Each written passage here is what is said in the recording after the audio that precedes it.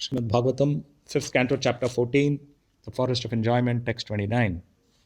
Kadachit Ishwarasya Bhagavato Vishnoschakrat Paramanvadi Dviparardhapavarga Kalopalakshanat Parivartitena Vayasaramhasaharata Abrahmatrana Bhutanam Animishato Mishatam वित्रस्तहृदयस्तं एवेश्वरं कालचक्रनिजायुधं साक्षात् भगवन्तं यज्ञपुरुषम् अनादृत्य पाखण्डदेवताः कङ्कगृध्रबकवटप्रया आर्यसमया परिहृताः सङ्केत्येनाभिदत्तते. The personal weapon used by Lord Krishna, the disc, is called Hari Chakra, the disc of Hari. This chakra is the wheel of time. It expands from the beginning of the atoms up to the time of Brahma's death, and it controls all activities.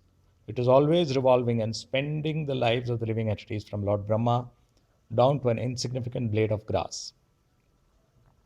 Thus one changes from infancy to childhood to youth and maturity, and thus one approaches the end of life. It is impossible to check this wheel of time. This wheel is very exacting because it is a personal weapon of the Supreme Personality of Godhead. Sometimes the conditioned soul, fearing the approach of death, wants to worship someone who could save him from imminent danger. Yet he does not care for the Supreme Personality of Godhead, whose weapon is the indefatigable time factor. The conditioned soul instead takes shelter of a man-made god described in unauthorized scriptures. Such gods are like buzzards, vultures, herons, and crows. Vedic scriptures do not refer to them. Imminent death is like the attack of a lion, and neither vultures, buzzards, crows, nor herons can save one from such an attack. One who takes shelter of unauthorized man-made gods cannot be saved from the clutches of death. Purport by Srila Prabhupada, Jai Srila Prabhupada. It is stated, Harim vinam ratim na taranti. No one can save himself from the cruel hands of death without being favored by Hari, the Supreme Personality of Godhead. In Bhagavad Gita it is stated, Mahameva ye prapadyante maya me tam tarantite. Whoever fully surrenders unto Krishna can be saved from the cruel hands of material nature.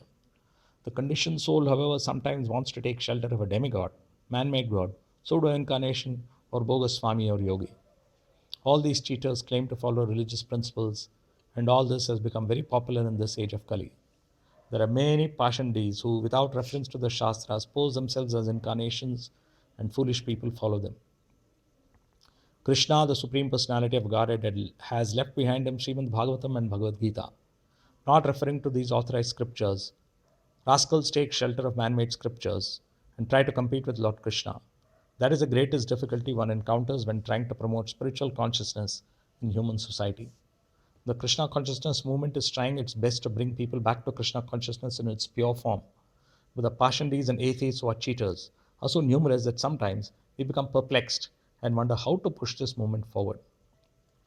In any case, we cannot accept the unauthorized ways of so-called incarnations, gods, cheaters and bluffers who are described here as crows, vultures, buzzards, and herons.